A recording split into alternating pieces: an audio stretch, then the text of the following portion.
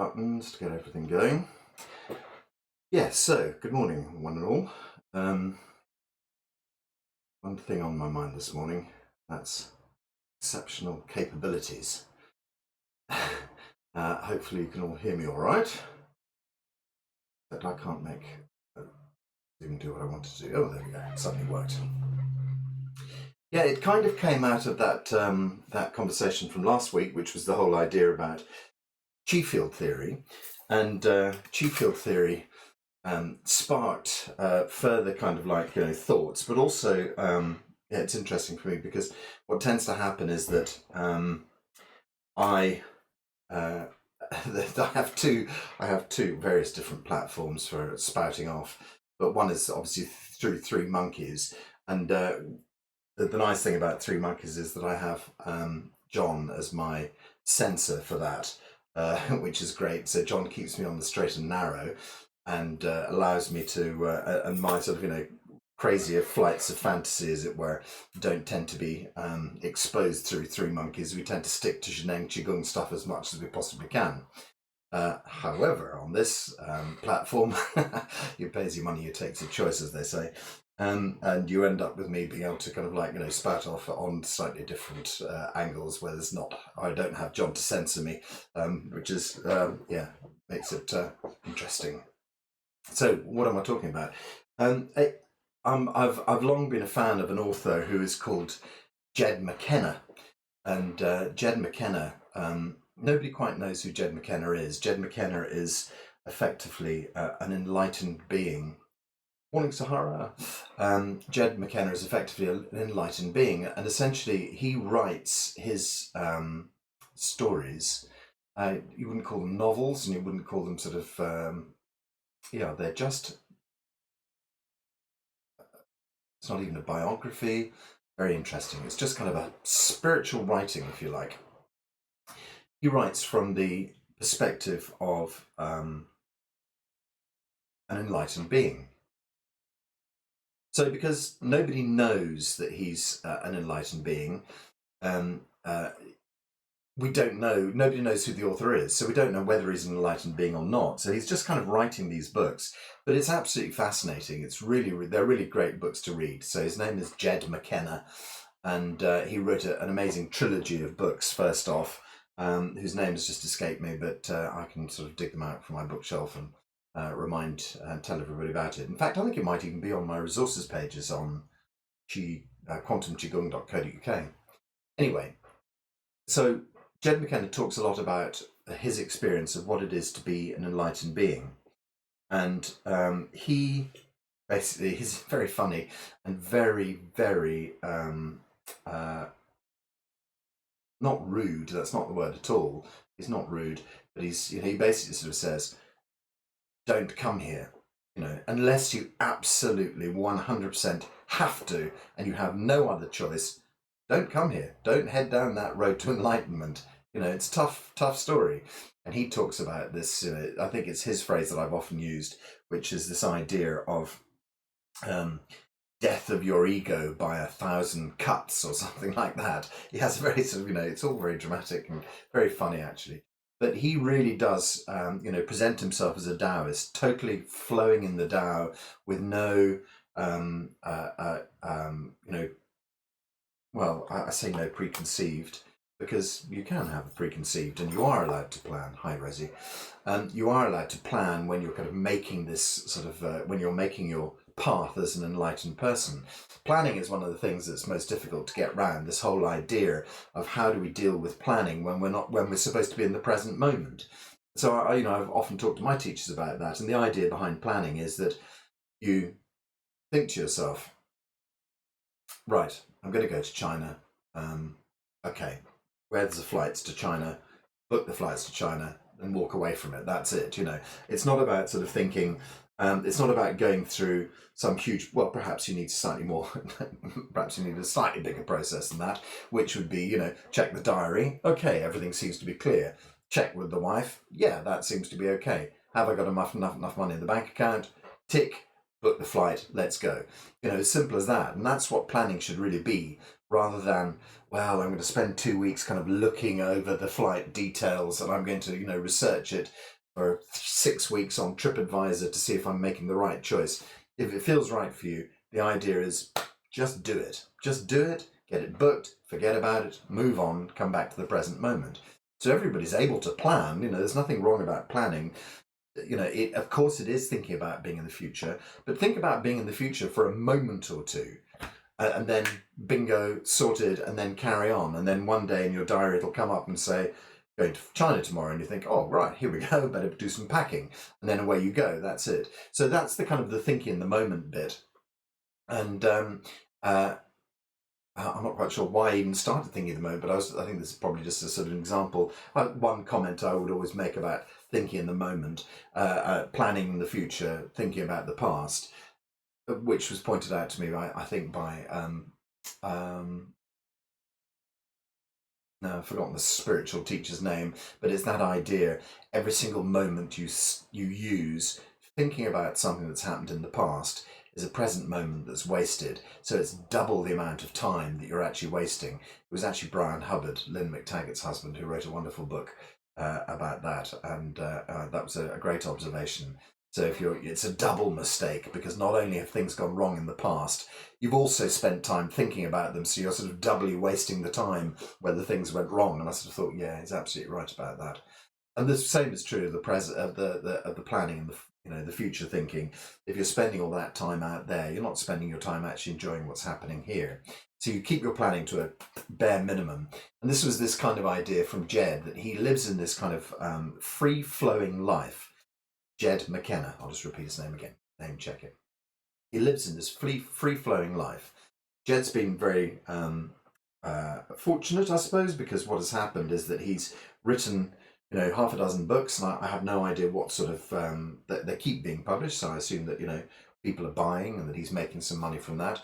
So he lives in a log cabin in who knows in Alberta, or he live anyway in the middle of America, actually somewhere, not Canada as recently mentioned. So let's say he lives in the middle of Ohio in a log cabin somewhere, and he writes his books, and he lives a very, very simple life. And he was giving great examples. So he's talking about manifesting, and he was saying, if what you want to do is to manifest something, make sure that it's a right manifestation, not a wrong manifestation. That was the first thing. It was this kind of idea, he said, there's sitting here in the middle of Ohio, there's very little point in me trying to manifest a jet ski or a giraffe, and so you sort of think, yeah, absolutely right. What's the point? So he said, don't waste your time manifesting things that are not realistic and useful for you. And then he said, I allow myself just to flow very much in the moment. I was aware of the fact that I needed a new truck, and my old truck was getting very, very, grumpy. And so he said, but I was doing a bit of research work. He said, light, gentle research work, which is the way kind of research work's supposed to go. It's supposed to be this nice, easy, kind of enjoyable thing. But not too much, just a bit. That looks good. This is nice. Keep the ideas open, see what starts to manifest from the initial kind of input of information. So he was saying, yeah, okay. So let's just, he said, I also need to manifest a new wood stove for the cabin.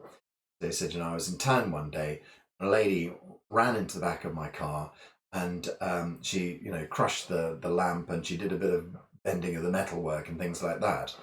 And he said, nothing that was any problem on an old truck like mine, but, she very kindly went through the whole process, and her insurance company sent me a check.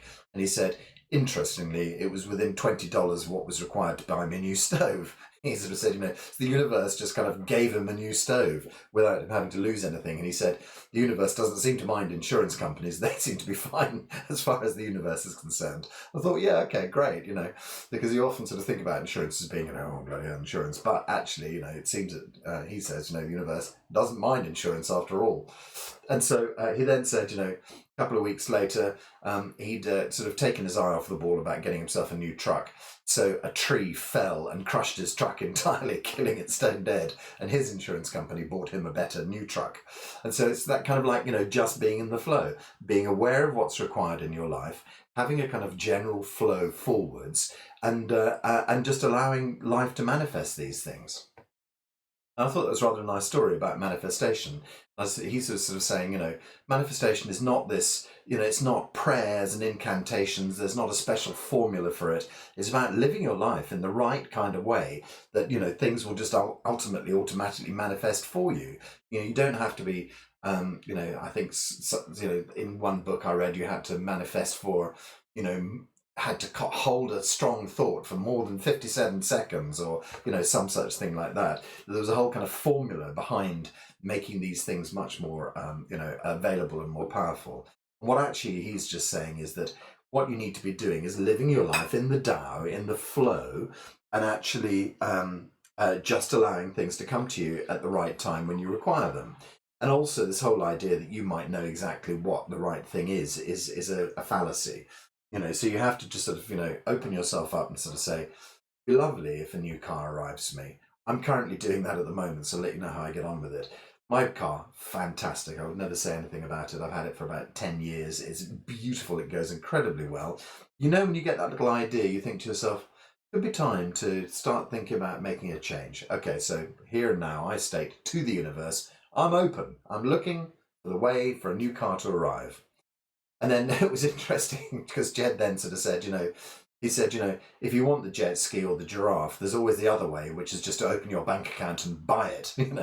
He said, don't ask the universe for a giraffe. If you want one, go and buy the bloody thing. So I thought it was quite a useful thing for him to say as well, which is, rather than sort of sitting there praying for the giraffe to turn up. Goodness me, look, there's a giraffe just walked in my gate.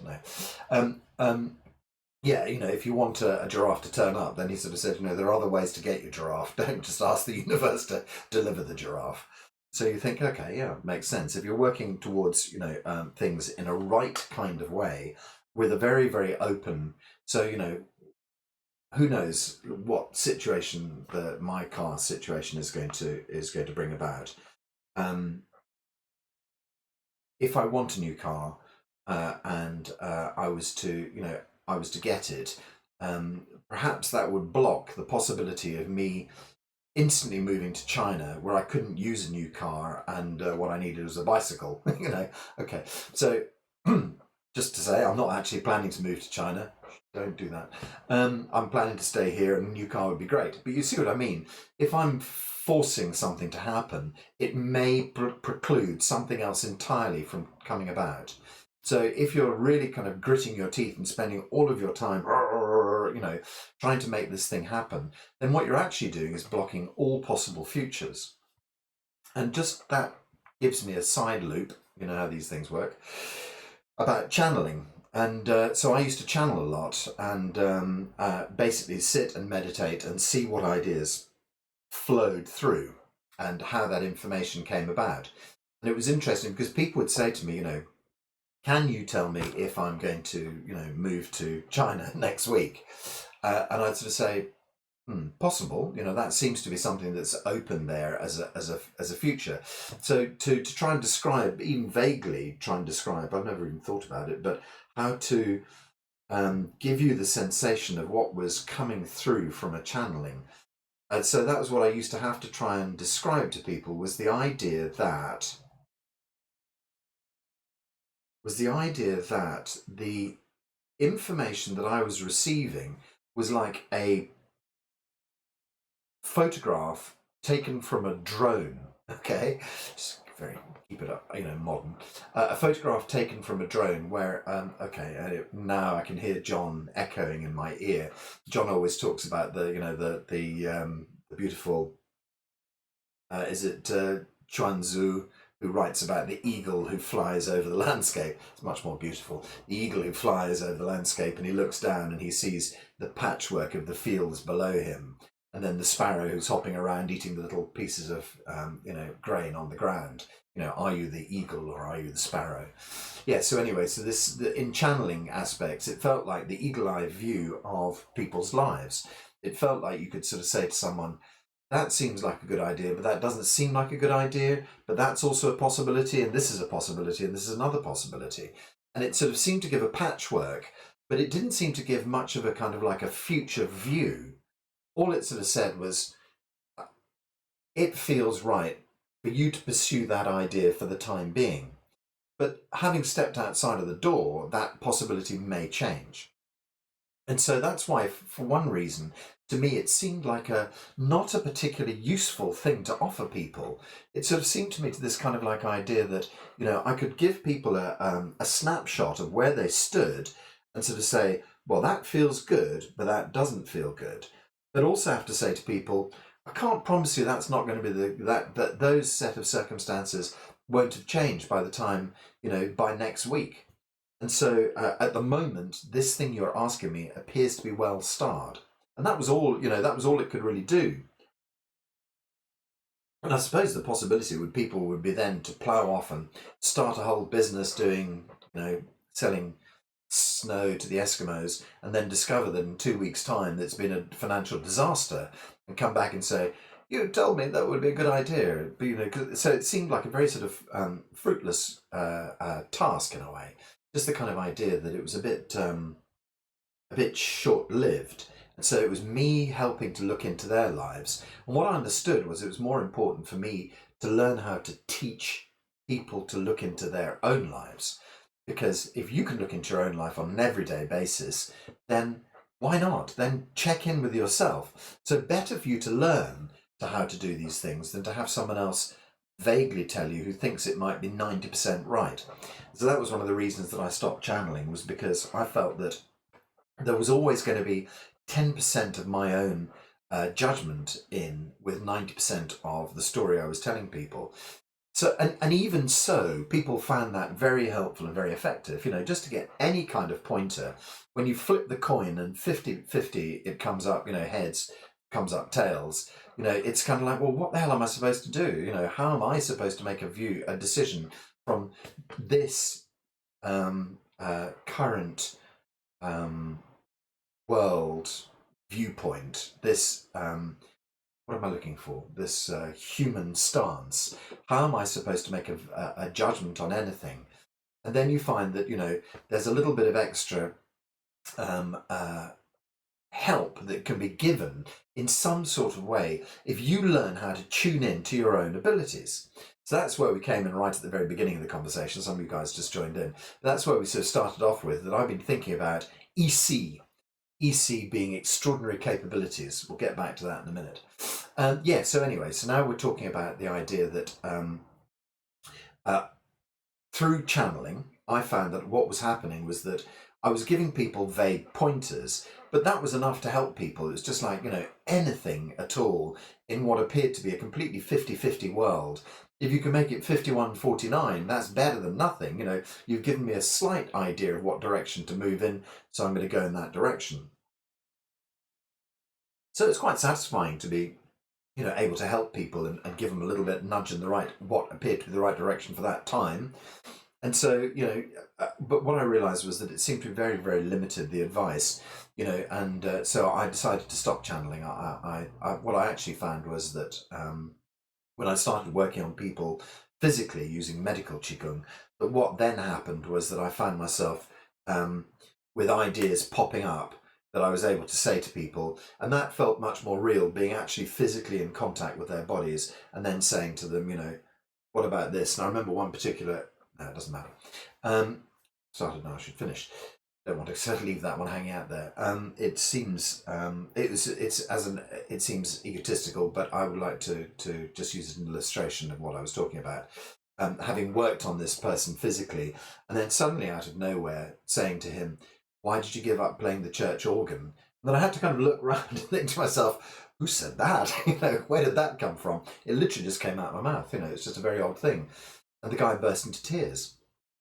And then that unpeeled a whole story about how he'd actually been a really talented church organist and musician, and had kind of given it up to work in the city and all this sort of stuff, and had been thinking about taking it up and so forth. And somehow the few inspirations that came through when I was working on someone one-to-one, really deep into their physicality. Those inspirations that came through seemed much more clear and much more appropriate than just sitting and trying to channel and answer people's questions.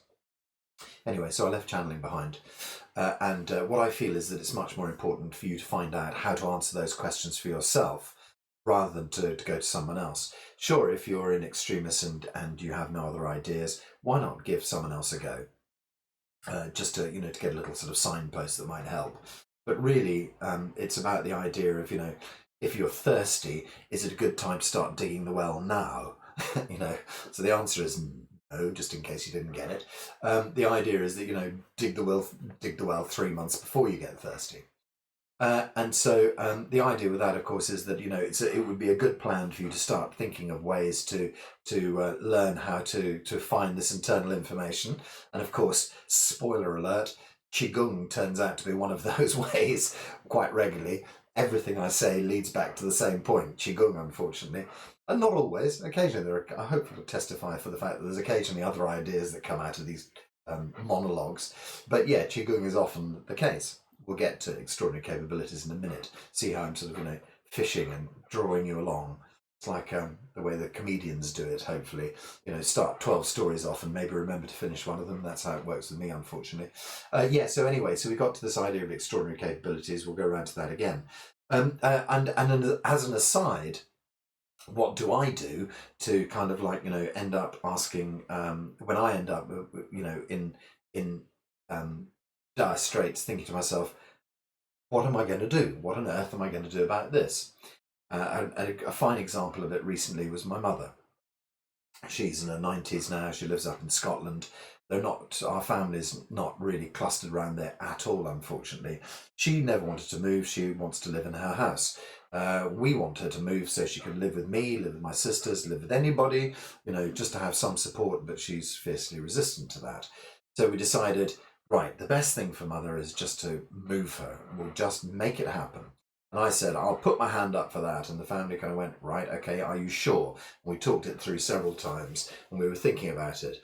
And then I thought, right, I better just check this before I just go and do anything dramatic, I better just check this. And so if I want a quick decision for something, if I want to know, is this a good vitamin for me to take? I'll just use my pendulum, and I've got to discover that my pendulum goes around clockwise if it's yes, and then it does anything else. It does odd angle, no, maybe, I'm not sure, but yes is always a nice circle that spins around. So I love my pendulum. It's a very, very quick, easy tool. Good idea for me to. I think, vitamins regularly. I think to myself, is some, advice to go and have vitamin, a cocktail of, I don't know, cyanide or something. Is it a good idea? The pendulum, blah, blah, blah. You think, right, okay, stay away from that. And so I just, I stress test things just very, very quickly using that. If I'm looking for something a bit deeper than that, I do a reading from the I Ching. Just out of interest, people, I do readings on the I Ching for you. If anybody needs something, I will do a session on the I Ching with you online. So that's one of the things that I'm offering. That's actually, I'm sorry, marketing there. That's ages since I've done a I Ching session for anybody else. But hey, I tend to do it for myself. So this was the big question, my mum, what am I going to do? Interesting side note, pronounce it I Ching. Because when we say I Ching in the West, that's something like, it's the same as saying pee pee or shishi or wee wee in Chinese. Chinese people would sort of, snigger. So yeah, so Yi Ching. So I tend to read the Yi Ching for myself, and I've got a lovely sort of set which has got a bundle of stalks. Yarrow sticks. They're like sort of, thin, reedy things that you kind of move between your hands. And eventually you build up a picture, a triagram, two triagrams, which make up a hexagram, and then you read out the divination behind it. And I've got 2 or 3 different texts that I use. If I don't get the if I don't get the right answer, I go and check several other books and get the same answer as I had before. But there's different translations of it effectively. Yeah, so I thought to myself, right, better ask the I Ching about my mum, see what happens. And I got a reading back that just said, great disaster, will follow. And every single step of it, I just read this through and just went, oh my God. And I had to go back to my family and say, I'm really sorry. This is not the right thing to do. Unfortunately, they all know what a nutcase I am, and they all know how my thought processes work these days. And so they kind of, I said to them, I've read the I Ching, and I'm afraid it's incredibly badly starred. Mum has to stay home. There has to be some other plan. And so, yeah, that was a real shock to me, because logically I had decided 100% it was going to happen. It was going to suit me. It was going to suit my wife. I'd make it suit my mother, no matter what. Poor love. And then there we are. Suddenly, out of the blue, it's kind of, no, don't do it. It was quite literally no. Do not be stupid enough to do that. So it's kind of okay, right, fair enough. So that was that. So that was cancelled there and then. So am I reading for the I Ching? Yes. That's how I delve into what I already know. Okay, so when I was taught about channeling, the idea was to get in contact with your higher self, and I think that's still a very valid image, and it still works within a Zhineng Qigong setting as well. So the idea was that there's yourself, and then there's your higher self, and that your higher self occupied some sort of space between you and God, perhaps. I think that was the way it kind of was described. And I think as far as Western spirituality goes, there's a lot of kind of confusion about terms and higher self and things like that. In Zhineng Qigong, it's very, very straightforward, although deeply complex. So yeah, the higher self story blends with, probably a good time to blend it with referring gently back to last week's chat. We were talking about chi field theory. And the idea was that our whole universe is made of what is called Hunyuan Qi, essentially entirety Qi. Everything in our universe is this soup of energy, that we have our intention, and when we apply our intention, and this is quantum physics as well, when we apply our intention to the soup of undifferentiated energy, then something will come forth from it. So it takes human intuition, human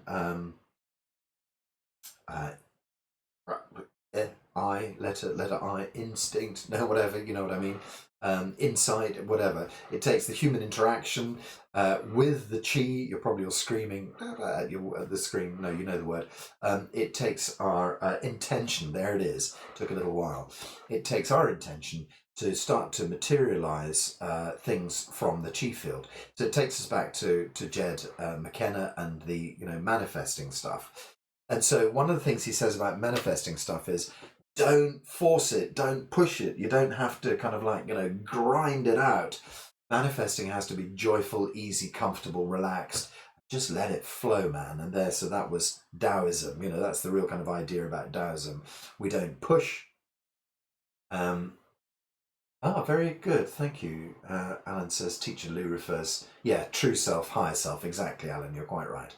And so that's where we're headed with that, is that manifesting's got to be something that's done on a really relaxed and easy, kind of, comfortable basis. It's not something you can grind out of the universe.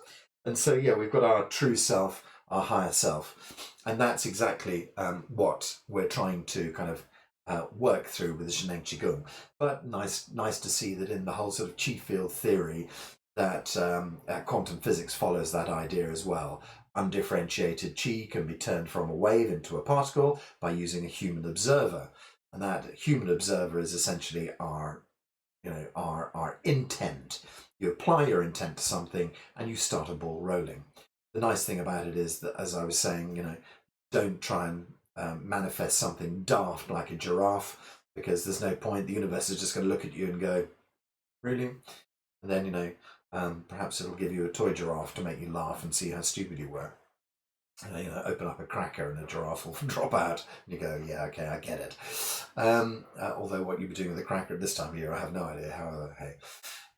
So we have our idea that quantum science also gives us the idea that manifestation is a real thing, because intention does create things from the undifferentiated energy of the universe.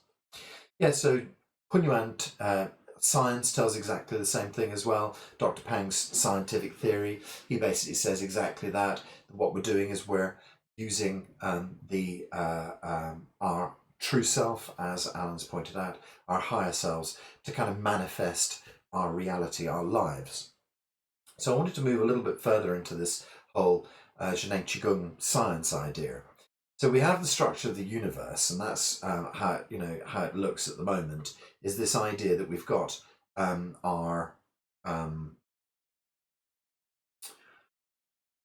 qi, undifferentiated Hunyuan qi, got our fields of energy, which I think are a little bit like radio waves. It's like tuning into 98.5 FM.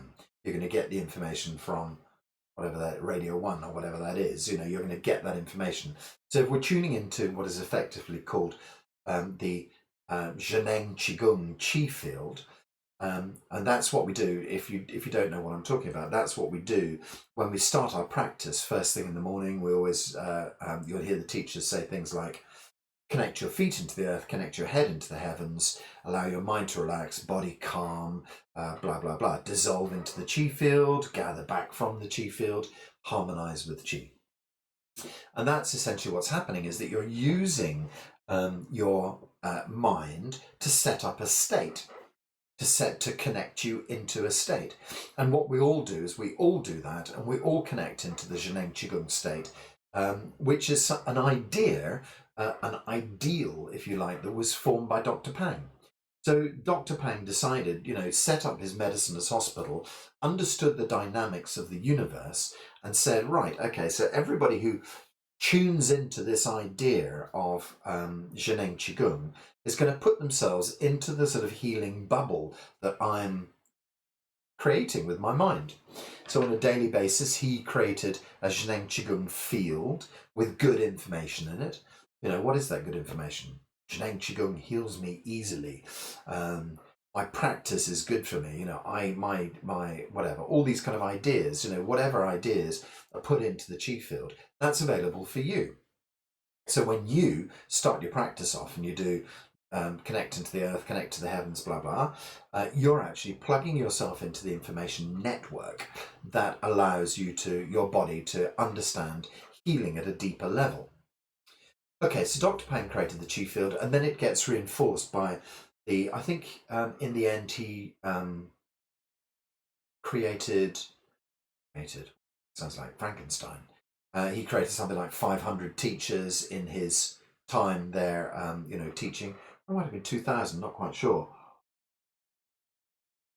Bump in the middle and go 1,000. He created, 1,000 teachers, but the point about it is that those teachers have now gone on, they're my teachers.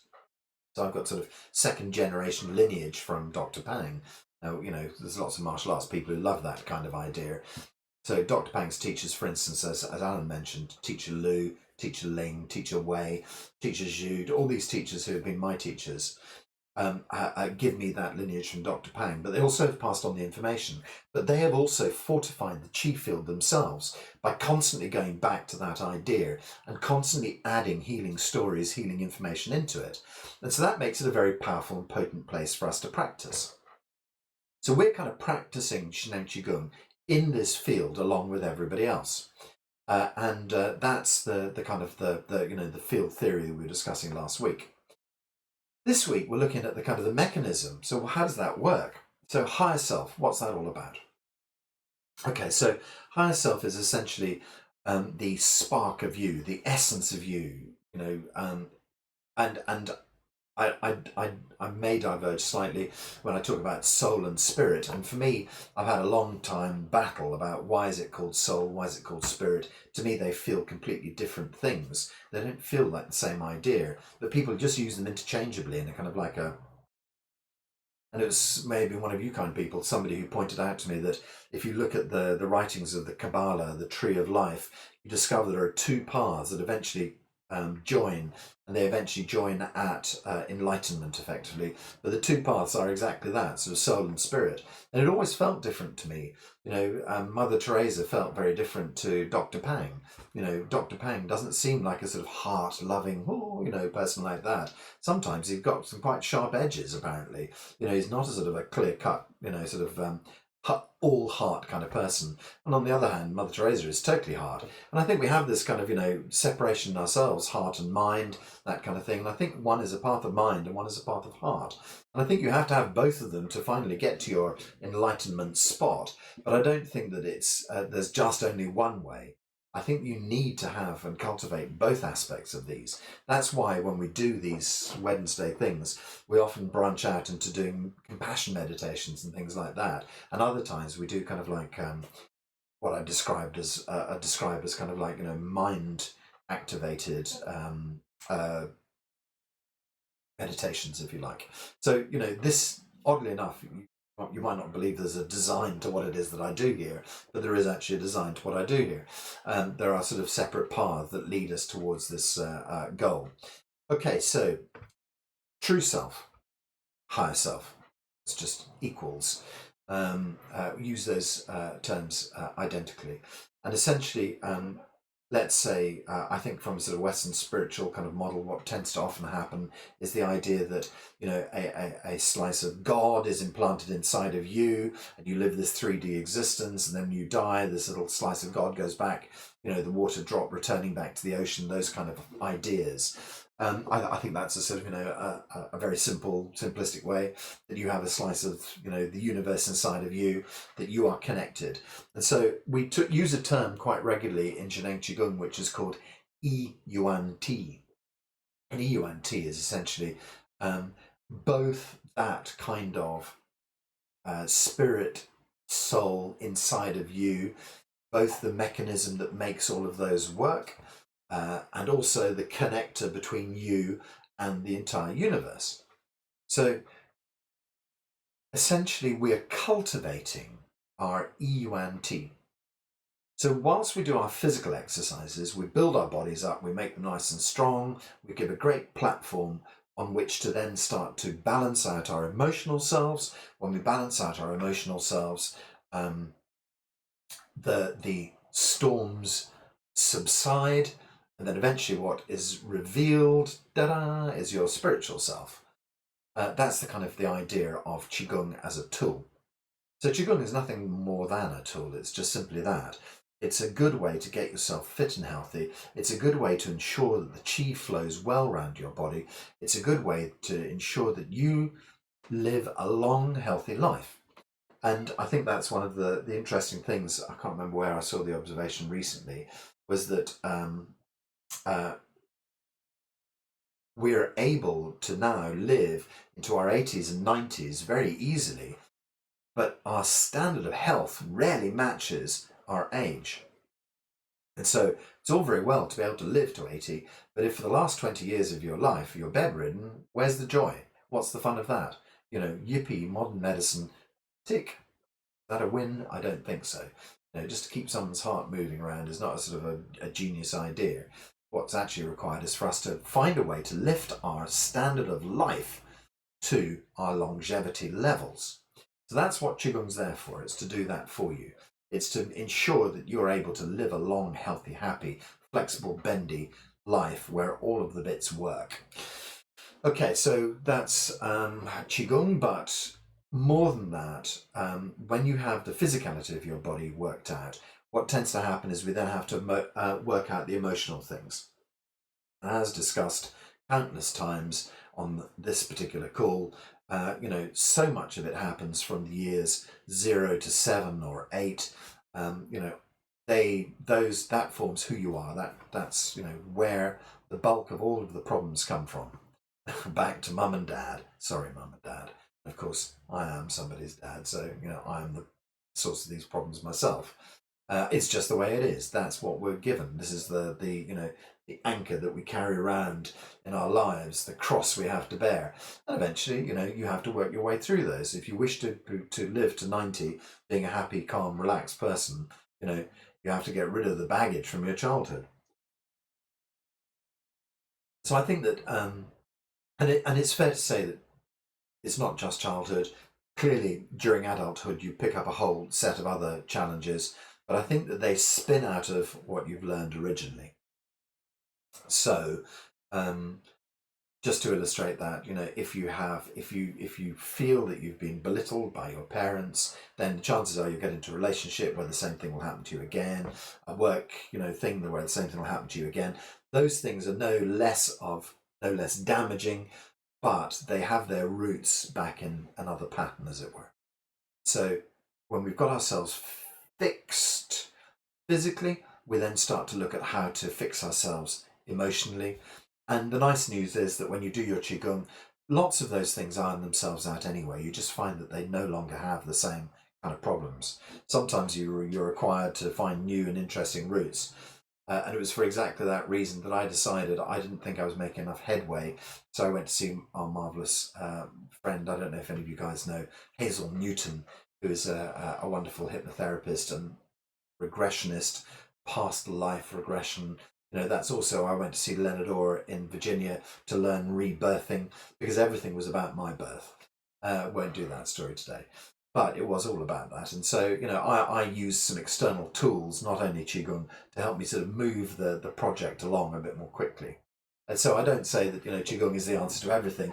And I think that, one of those things is that 80-20 rule that you find that, sort of 20% of the people find it really useful, 80% don't, 80% of the people find it really useful, 20% don't.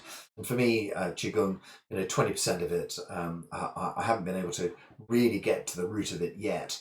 Although I've had experiences of it in Qigong, but not really something I could really get my hands on. So I took different routes. I did regression with Hazel, and I did, well, I suppose breathing exercises, but also regression with Leonard. And both of those were modalities that really helped me clear stuff. I think, perhaps if you use a kind of like a sledgehammer to crack break through the initial piece, and then you use Qigong to mop up the rest, that's fine, to do the cleaning up afterwards. And I think that's really what Qigong has worked, has done wonders for.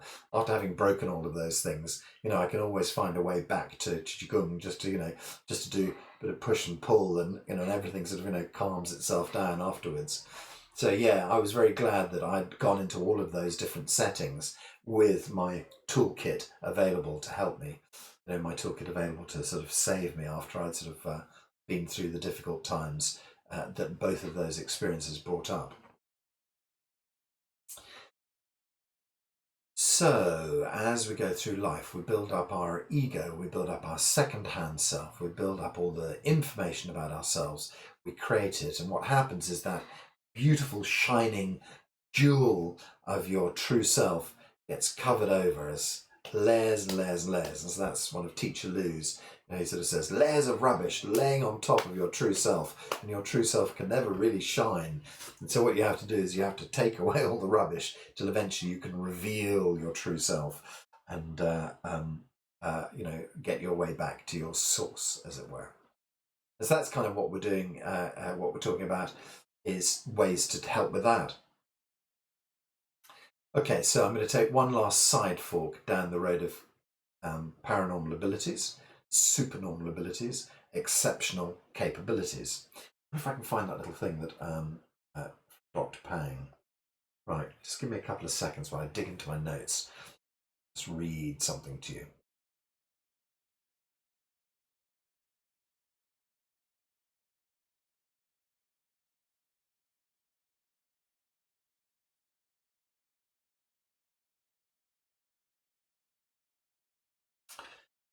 I keep all my notes in OneNote. It's a really fantastic tool. So my notes are on my phone, my notes are on my blah, my notes are everywhere. And everything kind of like keeps in this beautifully connected world. So I can, dig things out at short notice. But if you use the Android version of it, there's a fantastic thing there. It's called Recent Documents, which doesn't appear on the Microsoft version of it. Really annoying. It's such a good thing because you just get back to where you were 2 seconds ago. Exceptional capabilities. Wow, this is a really chunky piece. one of the things I found really interesting was that he said Hunyuan Qi is almost equal to the Tao. I thought, wow, that's lovely. I really like that. That opened up a kind of like a window for me. But he said it's almost equal to the Tao. And then he went on to read a little bit more about it, and he sort of said, what's actually really happened is that in the old days, things were much more simple. And so the Tao was just this, sort of flow of energy. These days, what's actually happened is that we have a much deeper perception of how things work vis-a-vis microscopes. We're able to look much deeper into things. And so he was just saying that essentially Hunyuan Entirety Theory, his theory, is almost like an evolution of Taoism. It's taking Taoism and moving slightly deeper into the idea of Taoism. So he offers in his book, which is sadly translated as Paranormal Abilities. We get this kind of idea of plates flying around the room when you talk about paranormal abilities, which in fact is perfect. It does work, and you can do that. If you have paranormal abilities, you can move things with your mind. But actually, I prefer to translate it as supernormal abilities, or supranormal if we're being posh. But supernormal abilities is fine. So it's above the average normality. I'm not going to read through this entire thing by Dr. Pang, but the long and short of it is that if we use standard scientific logical thinking right now to look at something, what happens is that we will come up with the scientific conclusions that are available to us. It's a cup. It's made of porcelain. That is, we know where that comes from. It's filled with tea. Getting a bit cold. And yes, and so we'll come to the usual kind of set of scientific answers that we would normally expect to come up with. So he talks about the ability for us to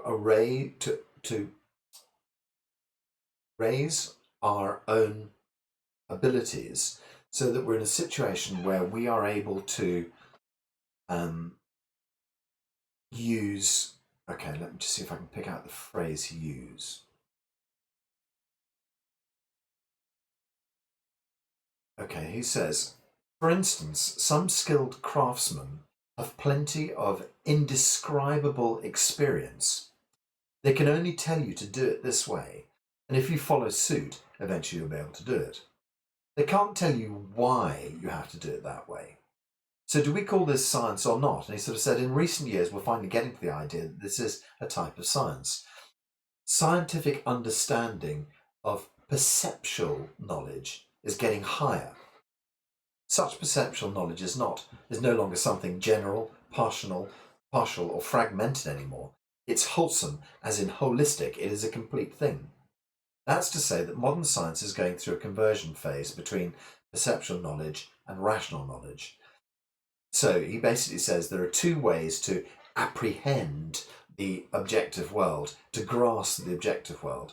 One is through logical thinking, mathematical and general logic.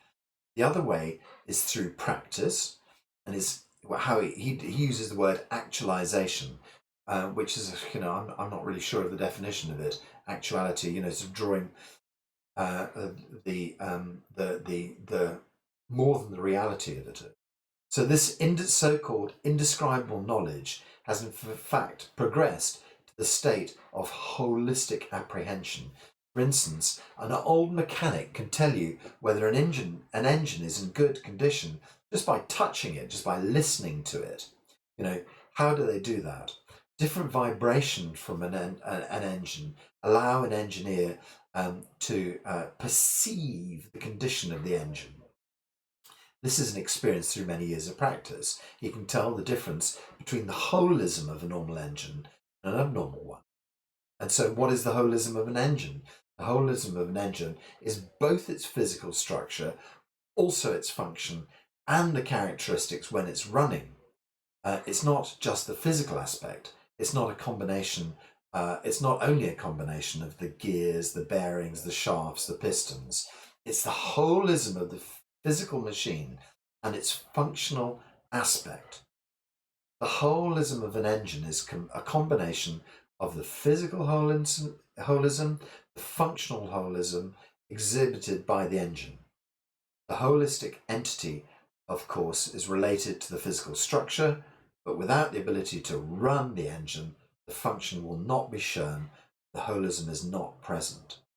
When the mechanic feels there is a problem with the engine, it's because the holism perceived is not the same anymore. It's not the same as it was, basically. So this indescribable knowledge is indeed related to the holistic characteristics of an entirety, but is not merely indescribable. Indeed, this is an accumulation through experience of perceptual knowledge that has built up at a rational level. Such knowledge is not gained through logical thinking, computation, or theoretical deduction. It's gained through direct perception. Such indescribable knowledge has exceeded the scope of simple perceptual knowledge, and yet has reached the level of development of its own order, its own pattern. The core of Qigong science is extraordinary capabilities. Extraordinary capability is able to understand, to grasp the holism of a subject. It's similar to indescribable knowledge to a certain extent. At the level of extraordinary capability, this makes progress through Qigong practice. Eventually, a practitioner will be able to perceive the characteristic of a subject consciously. Subsequently, an indescribable knowledge will be transformed into a describable one. For instance, a practitioner will be able to perceive the qi of a patient and point out the qi of an area that's not right. At that level, perceptual knowledge and rational knowledge will be totally unified. Although having a good level of exceptional capability is important, background knowledge is also important as well. So a person who has background knowledge in a specific field, who has the relevant knowledge, will be able to make a judgment much more easily. Obviously, he'll be able to pick up the knowledge of what is normal and abnormal, so that perceptual knowledge and the rational knowledge become unified. Although the unification of perceptual knowledge and rational knowledge is similar to the unification of theory and practice in many areas, they're not quite the same. The rational knowledge and perceptual knowledge are related to the learning process, but practice is practicing process and theory that is related to the thinking process. Okay, so sorry, went off on a one there. And I think that's really important. It's that idea that if you have a kind of a background in something, you have a scientific knowledge or a basic understanding in, let's say, biology, chemistry, psychology, whatever it might be, whatever your specialist field is, that with your practice of Qigong, you're able then to, and especially, as he's saying, mechanics and things like that, your practice of Qigong is going to take you to a whole new level where your understanding, you're able to perceive at a much, much deeper level the reality of your specialist subject, let's say. So if you're a doctor who then goes on to practice your Qigong to a really high level, then the universe is going to open for you in a completely different way. You're going to have the ability to look at someone and say, from a doctor's perspective, I understand liver function. From a Qigong perspective, I can see liver function. And essentially, between the two, you come to a much better understanding of what is actually going on with that person's liver than just taking a stethoscope or a microscope or something like that. So this is it, it's exceptional capability. So what we're doing in our Qigong life is we're working our way forward with our practice to lifting our perceptions to a higher level.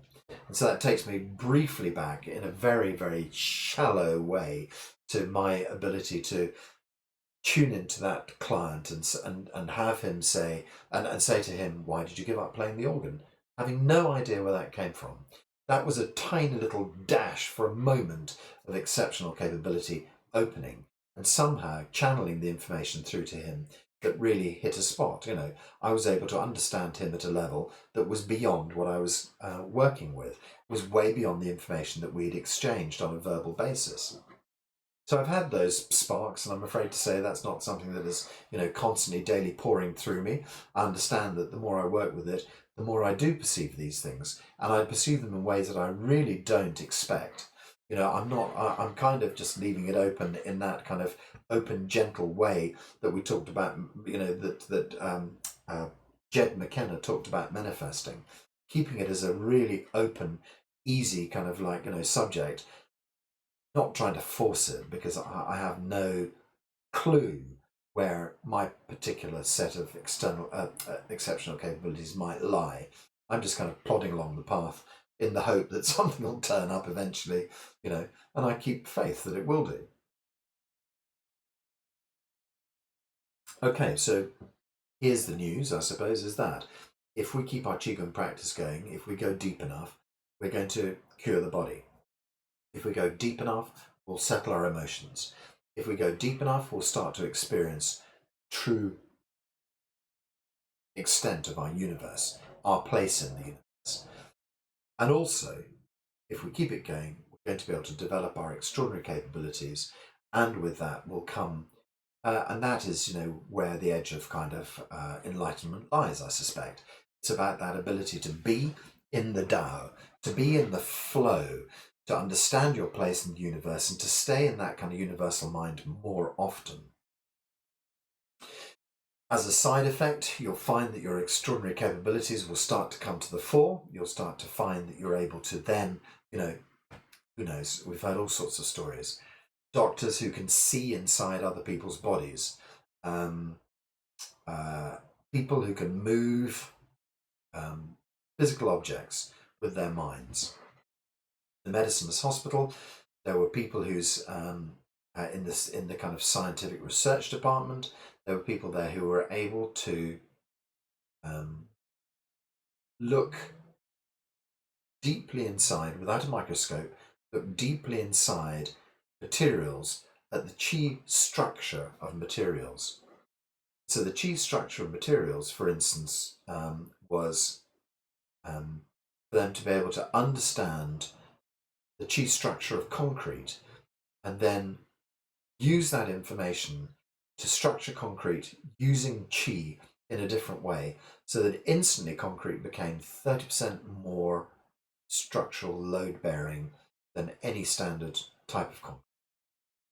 And that was not just lucky. They didn't sort of say, okay, we're going to make some new concrete today, let's put some cheese in it and hope that, see if that works. Another failure, you know. And then, no, it was about actually meditating with concrete. Wow. And then understanding the structure of concrete to such a degree that they were then able to penetrate the structure whilst creating it, I believe, and put their chi into the structure of the concrete, and then test it, you know, in standard scientific ways, applying pressure to it and discovering that it would stand up 30% more pressure than standard concrete. So it's not possible to do that, apparently, with a microscope, because it would have been done, you know, 70 years ago. Nobody's figured it out yet. So these guys were able to use their paranormal, their, hit that word paranormal, but it just keeps coming to my tongue, their supernormal abilities, their exceptional capabilities to develop this new type of concrete. They did the same with metals. They were able to make metal much stronger than it normally was, 30% stronger. They increased the yield of one particular type of rice by 42% year on year in the, you know, in the same amount of fields. Sorry, you see where my science just dried up there. Yeah, take a field, you know, kilometre square, put that rice in it there, and then take another field beside it, a kilometre square, put it there, you know, two fields beside each other. This field gives off 42% more because it's had chi put into the seeds before they were planted. So twice a year they would walk around the field and deliver chi into the rice before it was, you know, as it was growing. This field gives you 42% more than the identical field next door. Simple as that. Extraordinary capabilities to understand. Okay, so yeah, EC was the topic of today. Using your extraordinary capabilities. I think that's probably takes us a loop back to manifesting, because I think that when your extraordinary capabilities are there, that you're actually much more in the flow of things.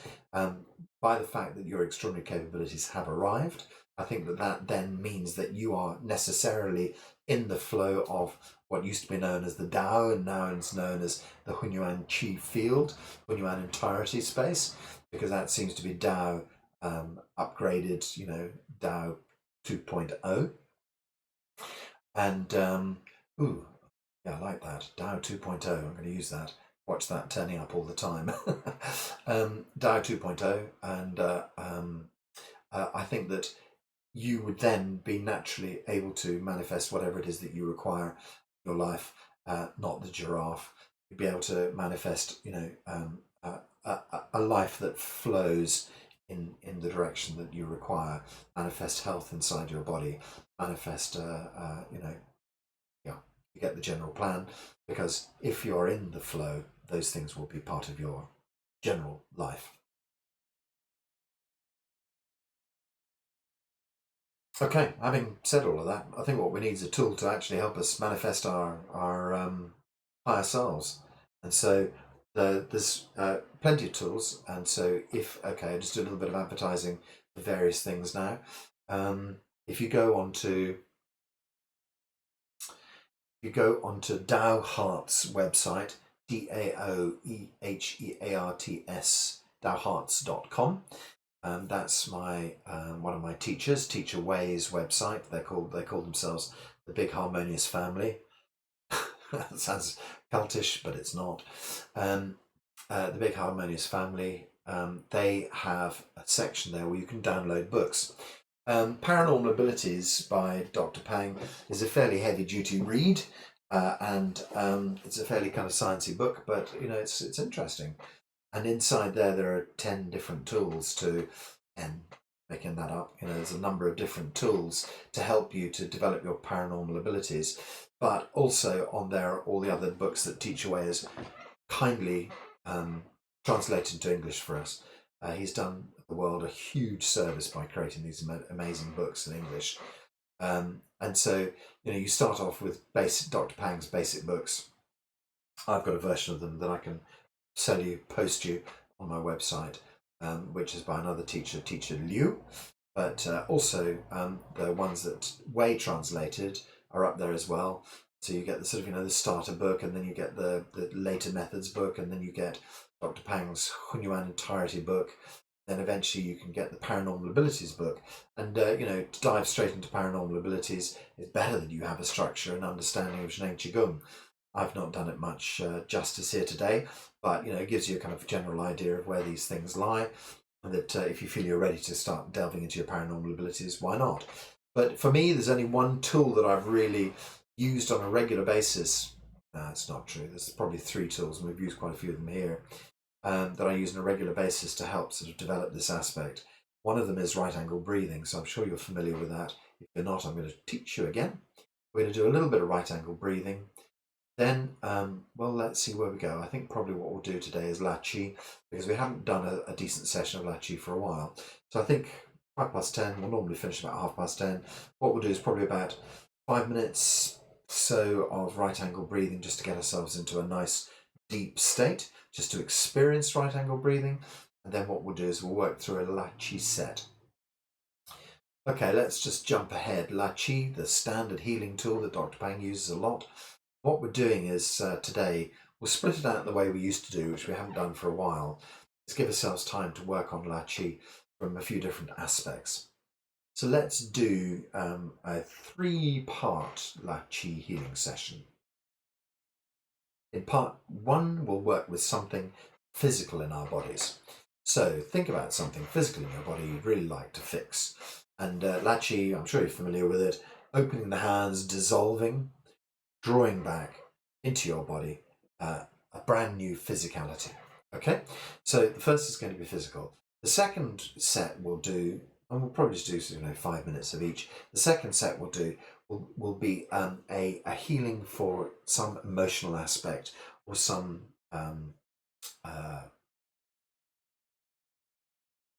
trauma is kind of the word I'm looking for, family trauma, whatever it might be. I want to do something that's not physical, essentially. So we'll do healing on, if you can, say, I'm a very fearful person, I'm going to heal my emotion of fear. That's great. But if, it's more like a problem that you have with someone that always creates you fear, a work relationship, then work on, the generalization of it. Let's heal the emotions around the work problem, as it were. And then finally, what we're going to do is we're going to do a group healing to help heal someone else. So that in itself, Nate, requires a little explanation. So we'll just do that quickly here. When we do our visualization, we visualize a chi person in front of us. So it's just imagine a beautiful glowing chi person in front of you, and imagine that we are a circle and this one beautiful glowing chi person sits right in the middle of us. So what we're going to do is we're going to have our chi person as a communal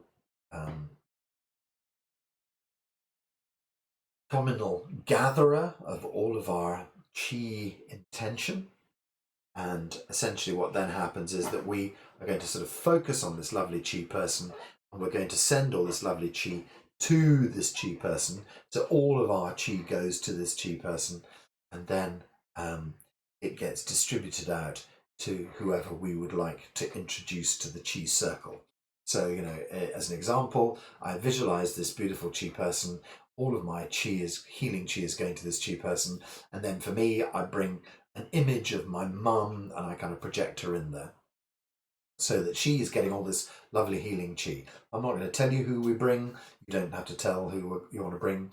And also you might find that after, a few minutes of chi helping this person, you might think, well, actually, they seem to be done. Time to bring someone else, bring another person and project them into our chi circle. Heal, heal, heal, heal. And then think, oh, perhaps I can just do the entire NHS as my next person. Heal, heal, heal, heal. Whatever you want to do, up to you. No rules. You can only be bound by your lack of imagination, is what I tend to say. Okay, so, just allow that to be a wide open healing chi session. So first of all, physical, then some sort of emotional, spiritual, kind of more vague, and then for someone else. Yeah, I think that's covered it. Okay, so right angle breathing. How do we stimulate our chi selves? How do we make this whole thing happen? Pineal gland. Pineal gland, I think, perfectly relates to Shenji Palace. So the point sitting here is called Shenji, and then deep beside, well, in fact, Yin Tang and Shenji are millimeters apart. So they're basically the same sort of spot between your eyebrows, just at the top of the nose. Shenji, and then you go straight in through here and into the center of your brain. You're going to find, I think, pineal. So pineal appears to have all sorts of interesting it's all to do with sort of dreaming and all to do with, anyway, pineal, let's not get into the biology of it. Pineal is a fascinating little part of the brain.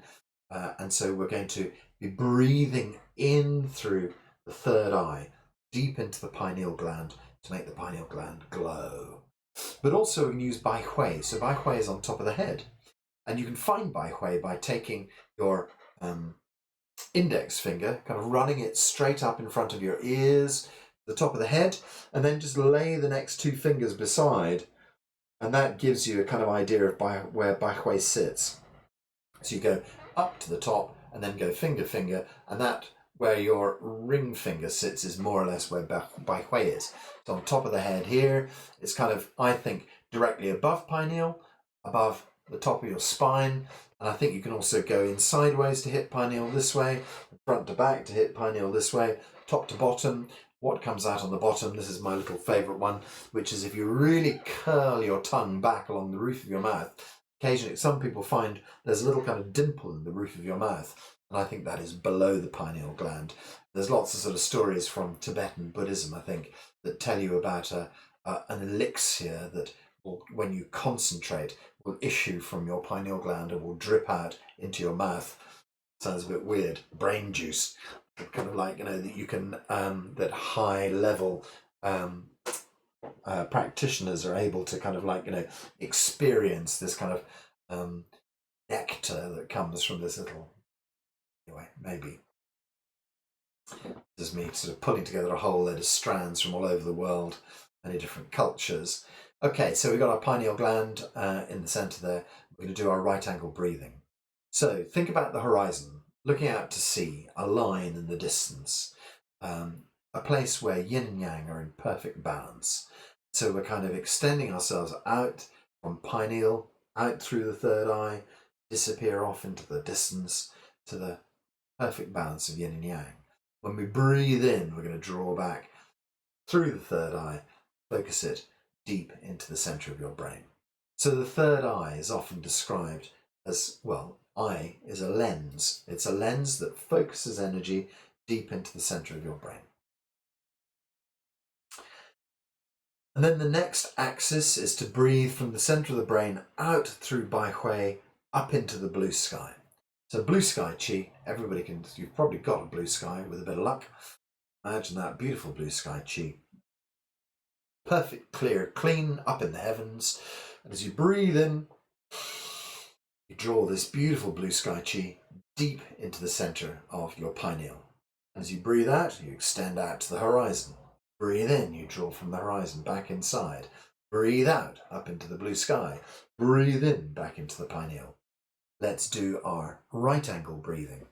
Okay, so I've got a little way of kind of bringing myself to a sort of a calm, and I just do about half a dozen breaths. I imagine the breath going straight up my nose, straight into the middle of the pineal. When I breathe out, back down. So I've got another angle. Sorry, this is not a right angle. This is just sort of breathing energy up through your nose and have it deliver itself into the centre of your brain, just to stimulate it.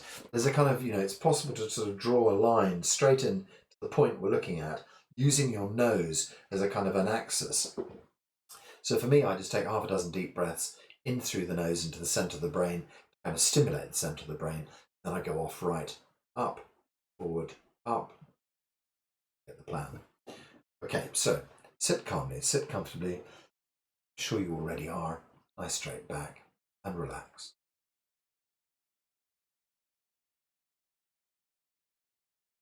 Draw your mind inside. Connect down into the earth below, heavens above. Relax your whole body. Gently dissolve your body into the chi field. Just let go. Draw from the chi field back inside. Feel your body filled with chi. We all connect. Harmonize chi field.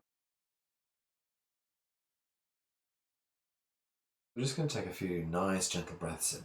Breathe in through your nose and imagine you can deliver this chi into the center of your brain. Make the center of your brain glow. Breathe out through. Just relax the body.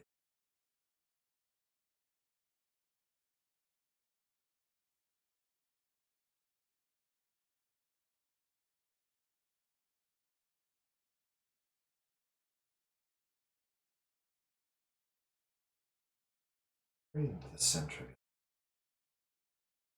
your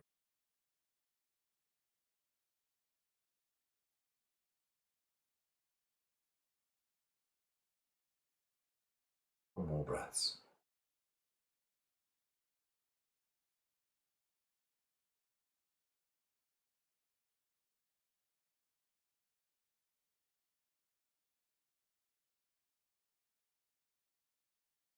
Just recite the phrase Shen Ji. So we say,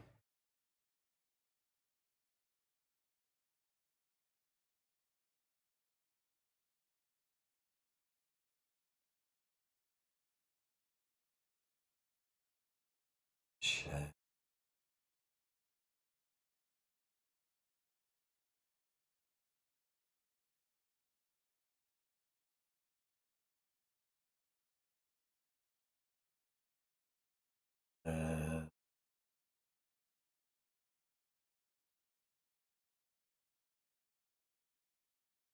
Vibrate. the pineal.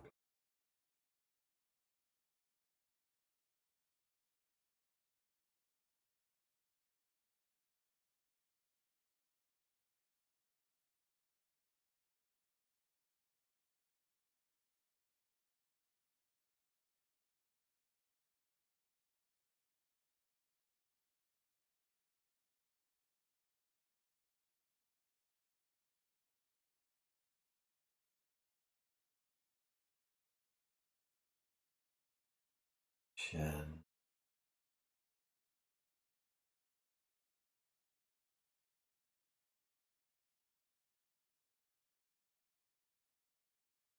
Feel the center of your brain glowing. Pineal gland, light. Do a right angle breath. So first we'll exhale out through the third eye, way off to the inhale back, center of the brain.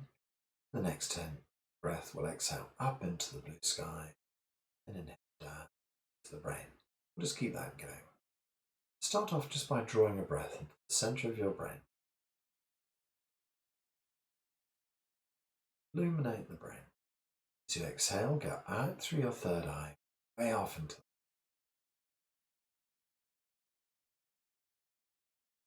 breathe in from the horizon, chi into the center of your brain.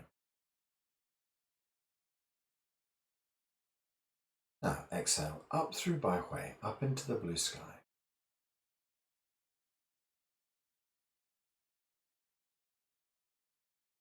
Inhale from the sky, center of your brain.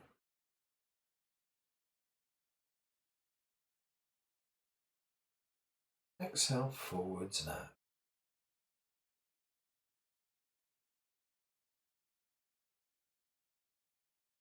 Back into the center of the brain.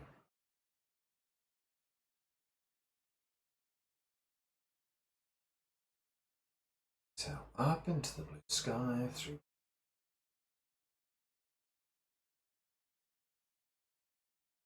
Inhale, blue sky chi down to pineal.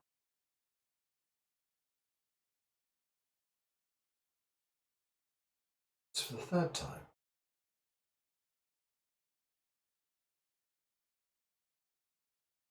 Brain.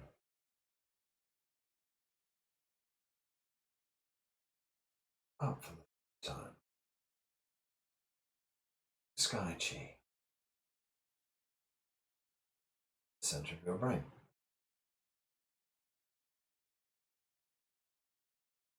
Woods.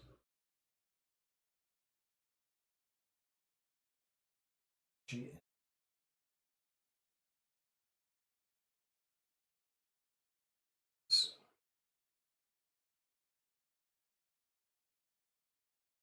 Or chi down.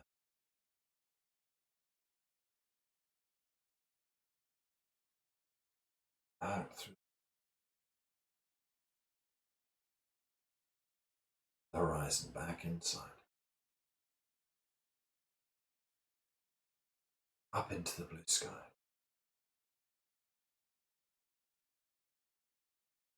Blue sky chi, center of brain. 6, forward, out. Way after. Now, experience the center of your brain. Exhale up into the blue sky.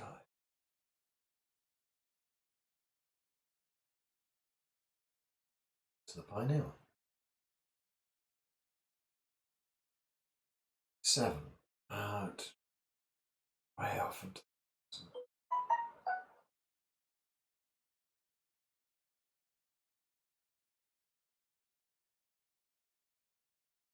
Exhale up into the heavens. Oh. One more. Out. In. Up. In. One more. Out to the horizon.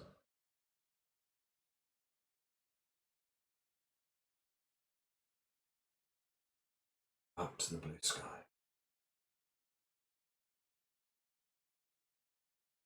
Center the brain.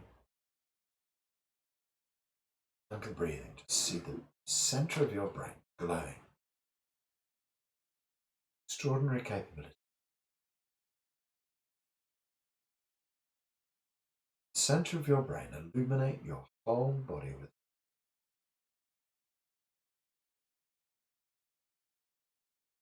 extraordinary capabilities, penetrating every cell in your body.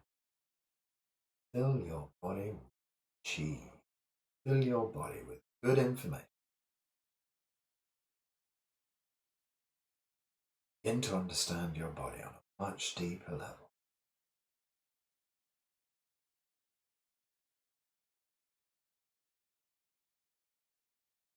We're just going to run through that chi in this beautiful,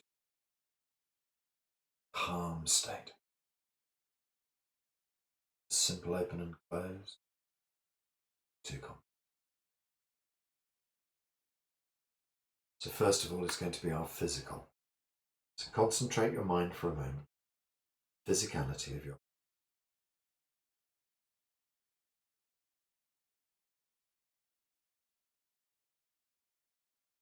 See what it is that you wish to heal.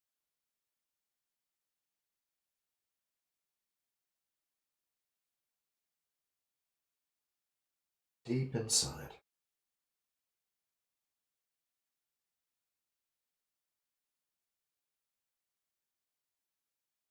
Just going to get Dr. Peng to help us do our meditations.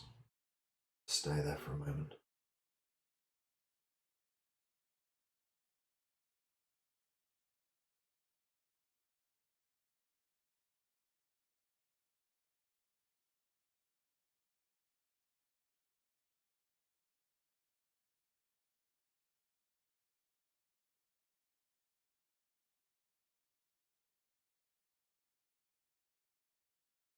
One more thing, stay there.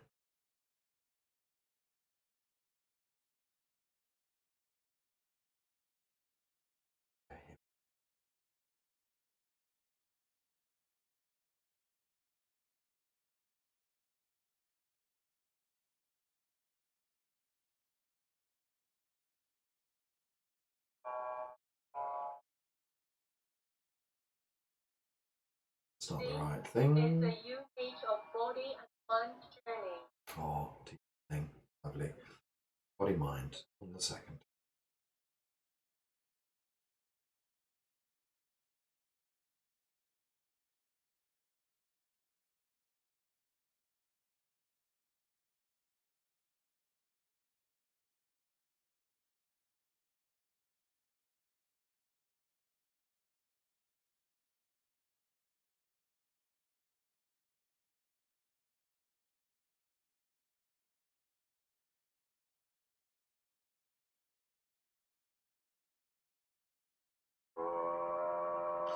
So we use Kai to open our hands and dissolve.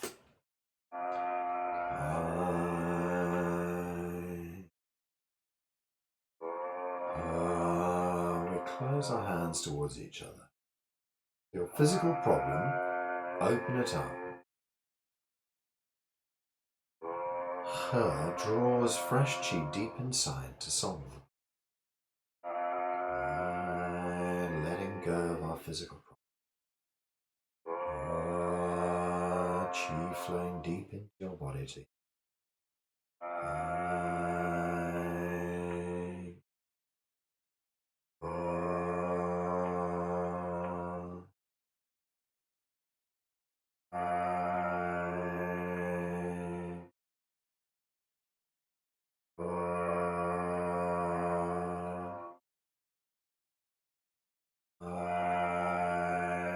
Open, dissolve, let go of your. Draws the chi deep inside.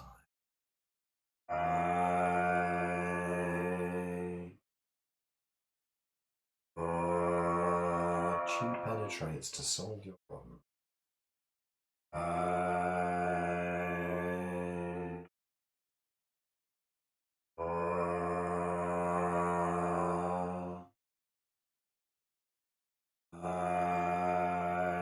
Let go, let go, let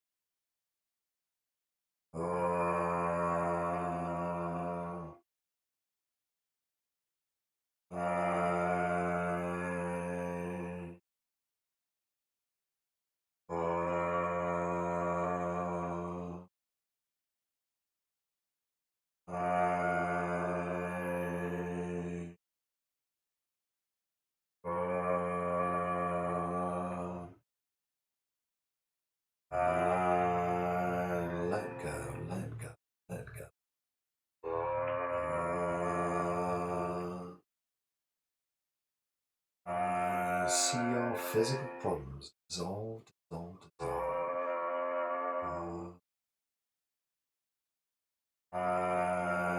Letting go at the deepest.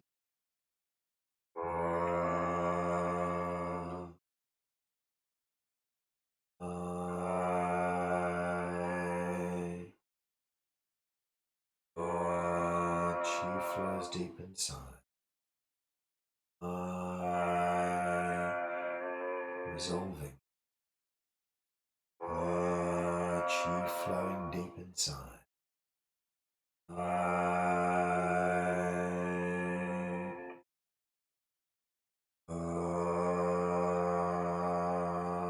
Few more.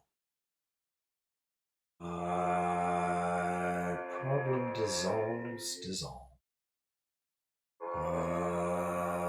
Universe has got enough chi to heal you. Letting go, letting go, letting go. Fresh energy pours deep inside. A little quieter now.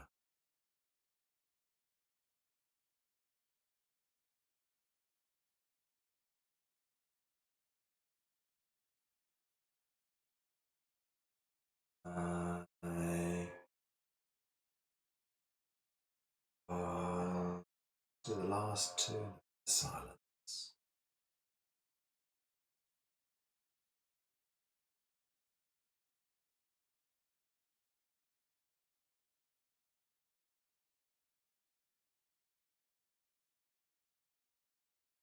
Deep inside, this physical healing has taken place. Chi is poured in to create a whole new reality for you. The old patterns broke, just like that. Now this amazing energy deep inside you, filled with chi.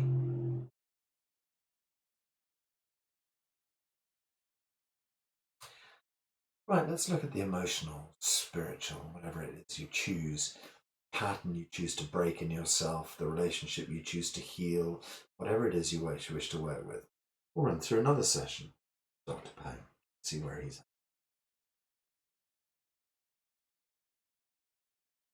Okay, so Kai is open. Opening to the root of the problem. Sending fresh chi in.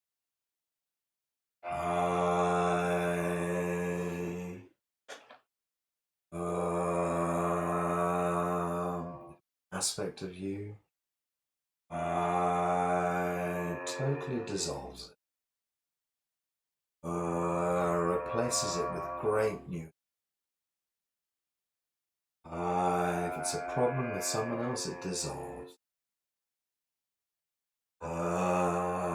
Replace it with fresh new chi.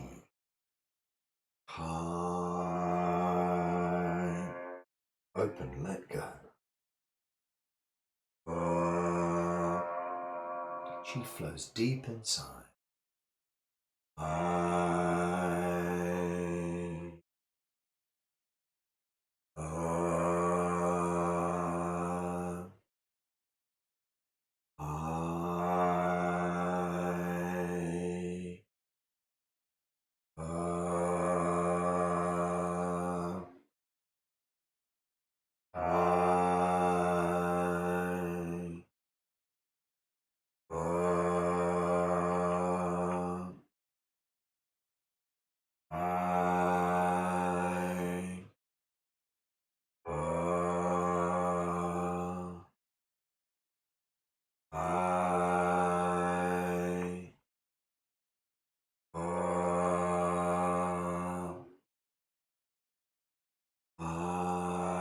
Kai lets go, dissolves, relaxes all your problems.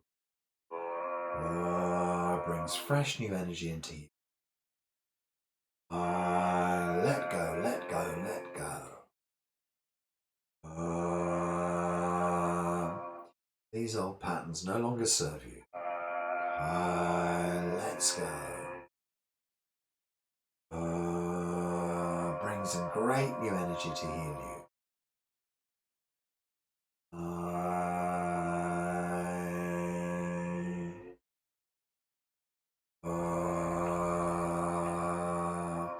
few more times.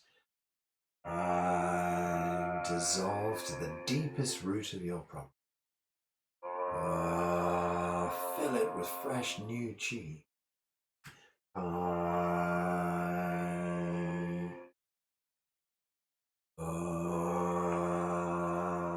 can go a bit quieter for the next two.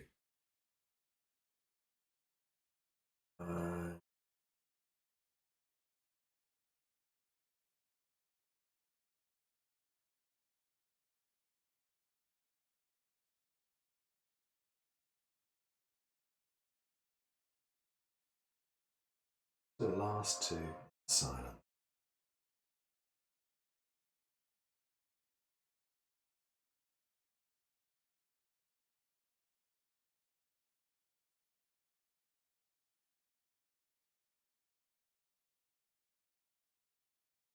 Right, so just now seeing this work we've done, solved, fixed, right here, right now.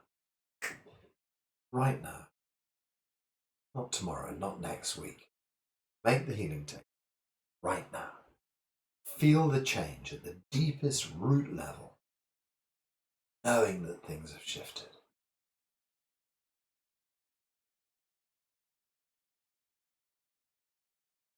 Right. Just going to carry on with our healing one last short session. Just imagine that chi person. Imagine us as a beautiful group. In the middle of us, beautiful chi being, beautiful body of energy. Every time we send our chi, it goes deep inside this chi being. Now, for a moment, bring someone else you'd like to heal, some group or some ones, whatever, into the circle. Project them into our chi person, as it were. Now we're going to do that chi, dissolving the chi person's problems, sending wonderful chi person, or wonderful chi back in to heal the person. So we just use this simple visualization, and everybody benefits from it. We all power it up. The healing is distributed out to all of our healies. Okay, great. So let's go through I and her. I dissolves this person's problems. Her sends great chi to their lives.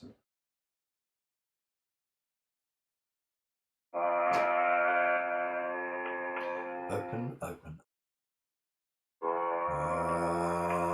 Penetrate great chi into their lives.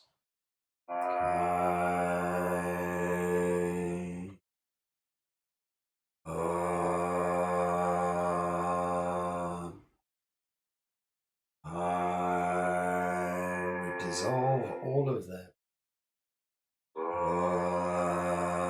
We send healing deep inside. You don't need to know what their problems are. Just penetrate great chi into their lives.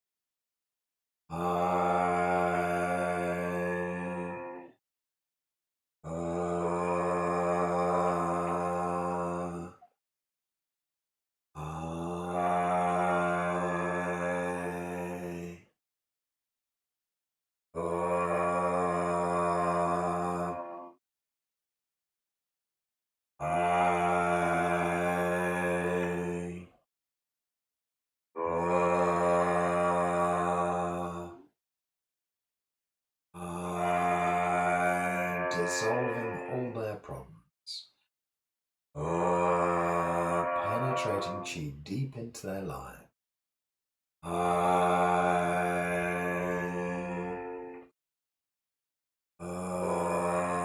Healing, healing, healing.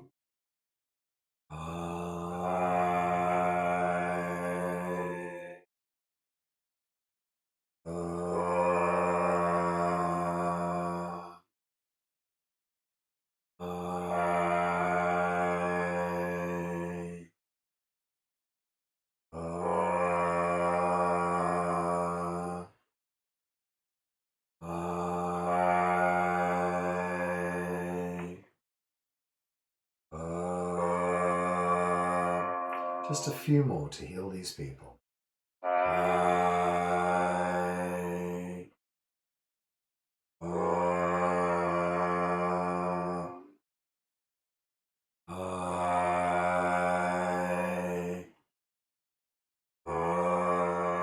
Let's go a little bit quieter.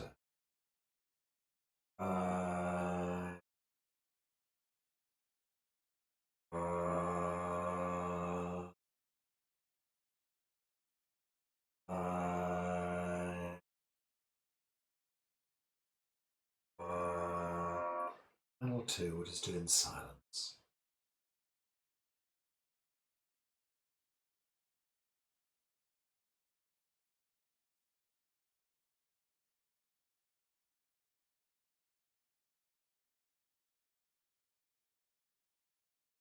Just gather your hands back to your belly to hold lower dantian. Gentle.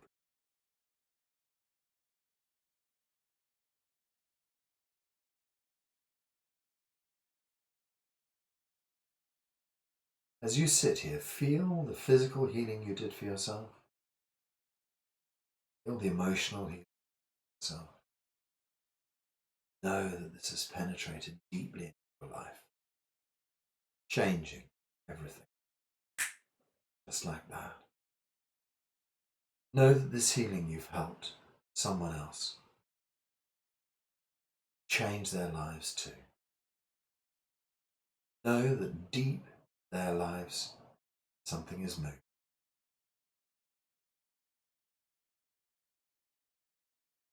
Created all these amazing healings for ourselves. We've gathered in lots of information deep into ourselves as well.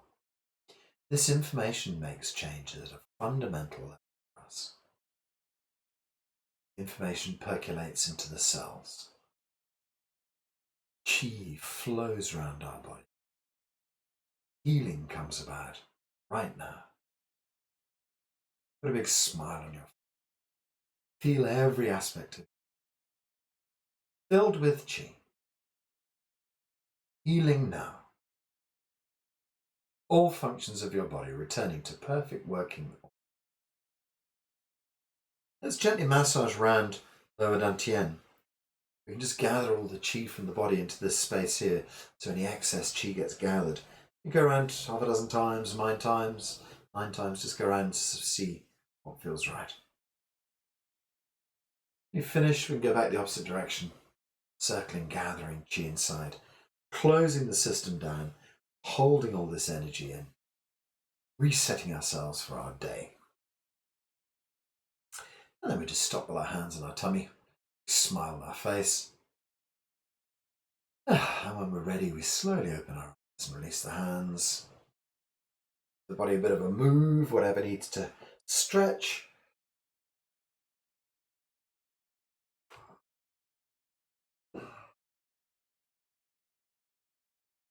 Well, there we are. That's our Wednesday morning healing session. Hopefully it feels as powerful for you as it did for me. A bit spaced out now. I think I need to go walking in nature just to try and sort of bring myself back. Okay, lovely. I ramble on a Wednesday morning, but I'd like to mention also that on Saturday morning and Sunday, Saturday and Sunday, John and I are doing an online meditation healing. It's a retreat, sorry. Speak. So our retreat's online this coming weekend. If you want to come join us for that, you'll see stuff on our Three Monkeys website about that. Otherwise, I'm going to wish you all a wonderful day. We're going to do Howla together. Penny. Also, Paranormal Abilities MP3 on Dowhart's website. Very good. Yes, so go have a little look on Dowhart's website. And, okay, so, literally, brain gone. Let's do Howla. Okay, so I'm going to unmute everybody so we can say Howla together. I'll see if I can get that together. Unmute all. Okay, great. So here we go. Unmute all. We'll just say Howla together.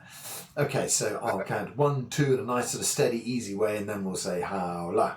Let's not get too carried away. So 1, 2. Howla. 1, 2. Howla. And last time. 1, 2. Howla.